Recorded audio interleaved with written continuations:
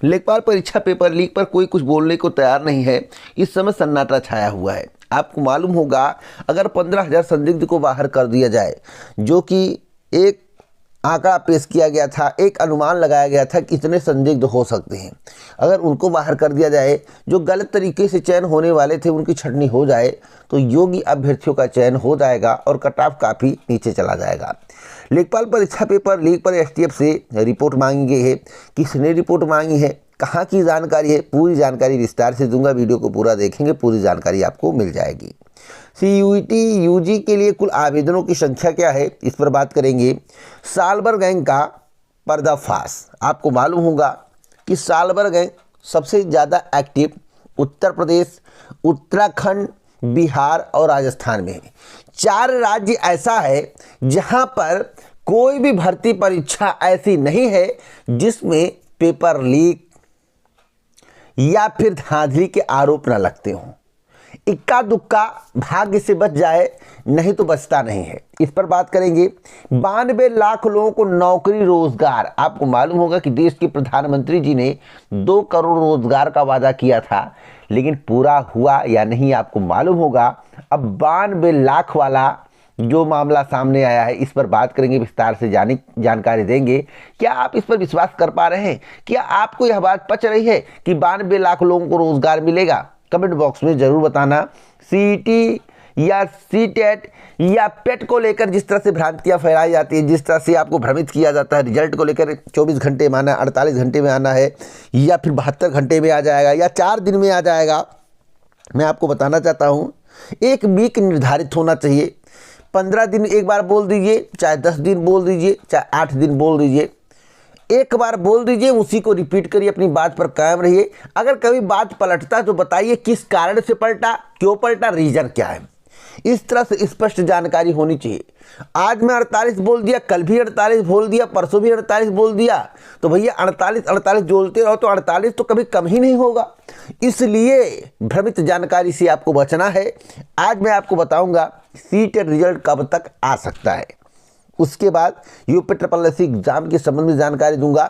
Video को पूरा watch करना। अधूरी जानकारी आपके लिए खतरनाक सिद्ध हो सकती है, इसलिए पूरा जानकारी ध्यान से सुने, समझने का प्रयास करें, उसके बाद अपनी प्रतिक्रिया कमेंट बॉक्स में जरूर दें।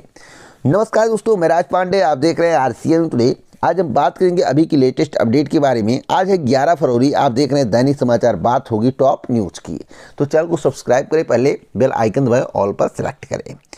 देखिए, पहली खबर है, जो निवेश उत्तर प्रदेश में होने जा रहा है, अब होगा या नहीं होगा या भविष्य की बात है।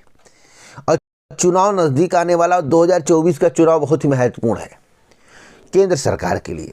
अब 2024 में जो सत्ता में आएगा, उसके बाद कई राज्यों की चुनाव जीत जाते हैं। आपको मालूम होगा, जो सत्ता में रहता है उसकी हनक रहती है। अब 33 लाख करोड़ के करार, 92 लाख को मिलेगा रोजगार।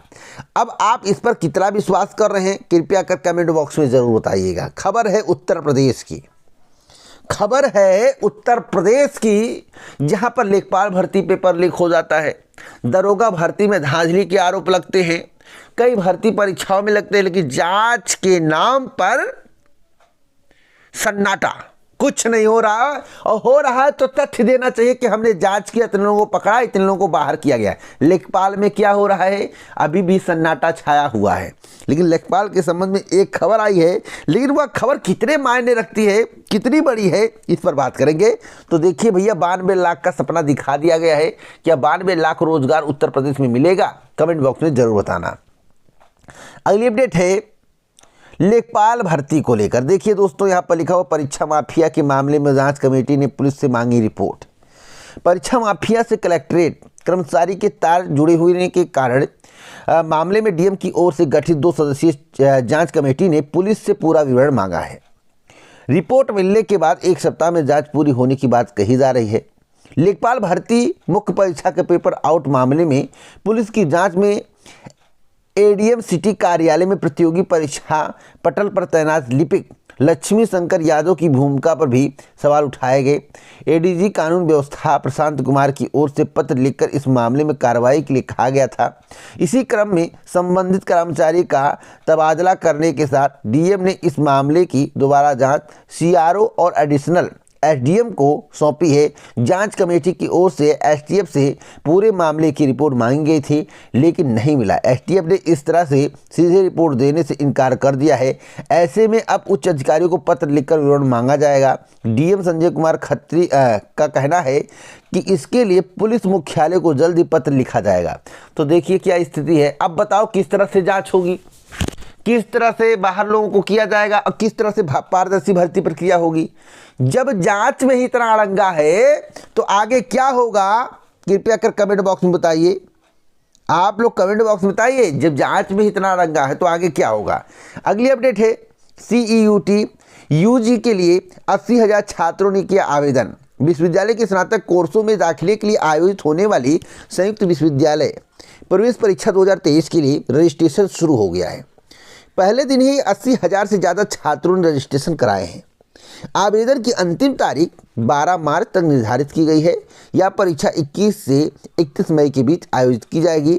छात्र इस परीक्षा के लिए अधिकतम 10 विषय का चयन कर सकते हैं। अगली अपडेट है पेपर लीक का पर्दाफाश। देखिए दोस्तों, कंप्यूटर हैक करके पेपर लीक सॉल्व कराते थे सॉल्वर गैंग वाले। देखिए यहाँ पर लिखा हुआ है कि सरकारी भर्तियों की ऑनलाइन प्रवेश परीक्षा में कंप्यूटर हैक करके पेपर सॉल्व कराने वाले गिरोह का पुलिस ने पर्दाफाश कर दिया है। गोरई क्षेत्र में ढाबे से 3 आरोपितों को गिरफ्तार किया गया है। मुख्य सरगना सहित 4 साथी फरार हैं। आरोपी अलीगढ़ व मथुरा के हैं।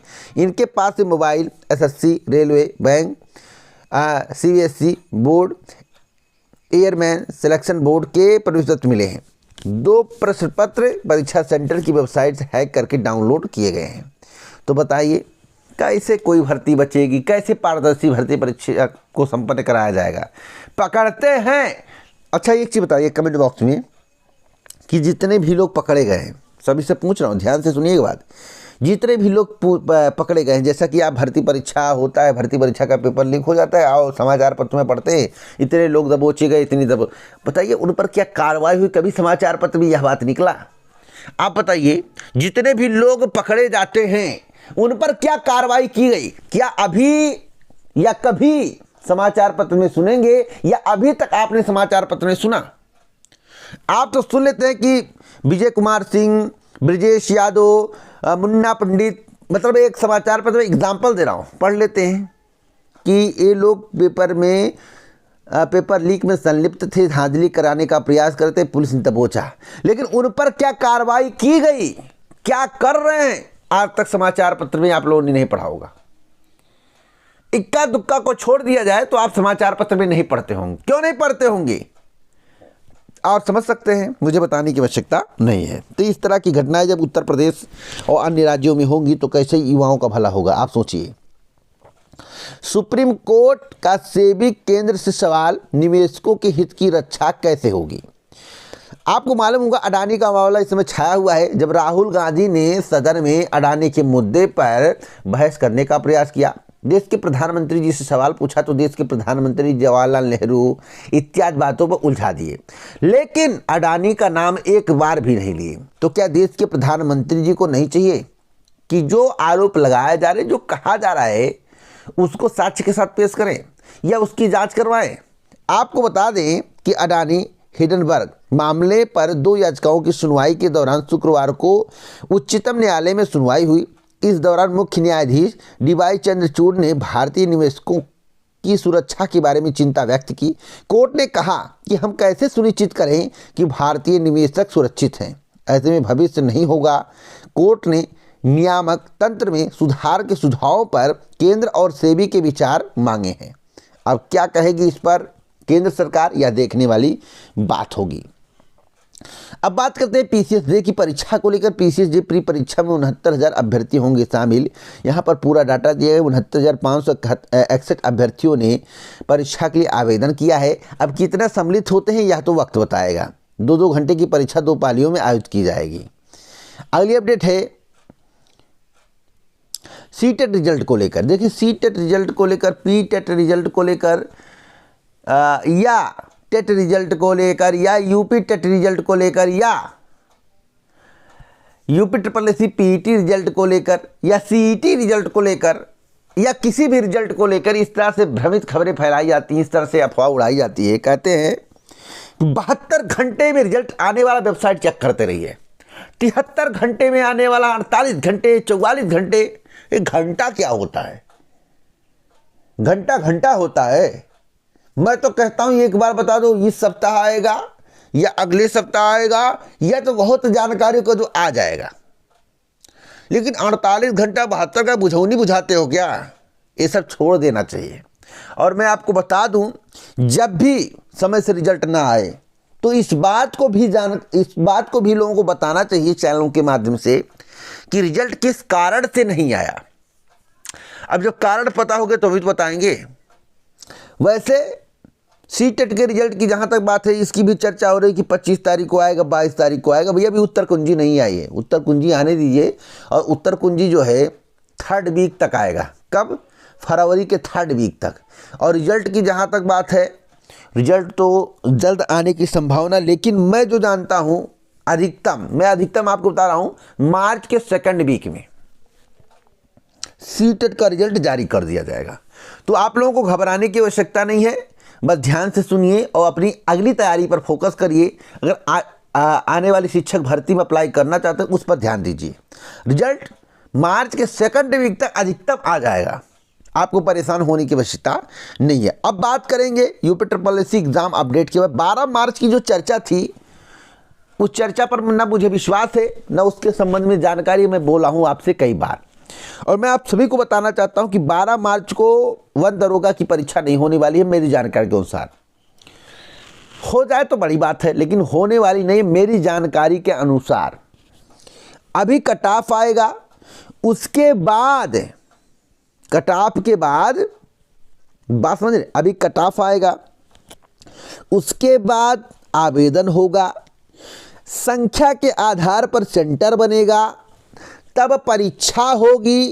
क्या आवेदन 2 दिन लिया जाएगा केवल, या आवेदन 3 दिन लिया जाएगा केवल, या आवेदन 5 दिन केवल लिया जाएगा? नहीं दोस्तों, कम से कम 10 से 15 दिन आवेदन की प्रक्रिया चलेगी।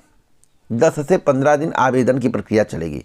तो किसी को घबराने की आवश्यकता नहीं है, तैयारी करते रहिए। और हमने परीक्षा के संबंध में जो आपको जानकारी पहले दी है वही मानकर चलिए। अगर 12 मार्च के संबंध में कोई खबर मुझे प्राप्त होती है, ये आवेदन की जो वैलिडिटी है, आवेदन की जो अंतिम तिथि है वह कम की जाती है, यानी कि आवेदन 4 दिन में 5 दिन में समाप्त कर दिया जाता है, तो हो सकता है कि 12 मार्च को परीक्षा हो जाए। लेकिन ऐसा संभव नहीं है, असंभव है।